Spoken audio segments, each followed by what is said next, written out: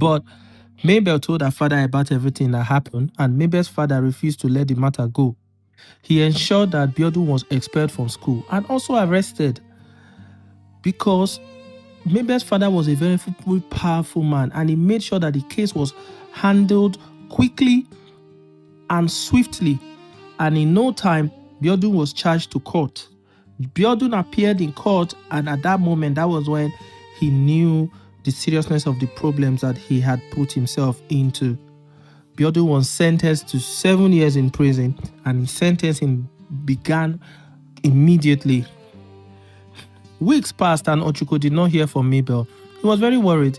Then Eloho called OCHUKO in tears to tell him how Biodun had broken her heart. That was when she also mentioned that Biodun did what he was not supposed to do with a girl. This was the first time OCHUKO was hearing it. OCHUKO was so shocked. He asked her who the girl was, but Eloho said she did not know the girl's name. OCHUKO felt really bad, and he quickly called Adex. Adex then told OCHUKO that the girl who Biodun did that stuff to was Mabel. OCHUKO called Mabel, but she did not pick his call. He even traveled to Ife to look for her, only to discover that Mabel's father had already withdrawn Mabel from that school.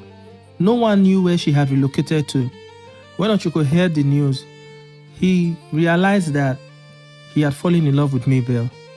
OCHUKO was a tough guy, but suddenly he felt tears gathering in his eyes after Adex explained to him what happened and what Biodun did.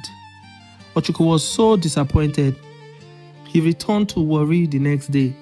He couldn't sleep, and even eating became a problem. He kept asking himself, what kind of trouble is this? A few months later, Eloho got into 600 level in school. She was already 21 years old, while OCHUKO would turn 19 in a few months. OCHUKO's barbing salon had grown very big. He had even opened new branches in Warri and another branch in Benin, near Uniben. OCHUKO traveled to Benin almost every weekend to check on his shop near Uniben. Because of the frequent traveling, Eloho advised him to buy a small car, and OCHUKO agreed with her because he really needed a car. He decided to buy a Toyota Camry Pencil Light model. He budgeted a small amount of money for that car. It's not as if he couldn't get a bigger car.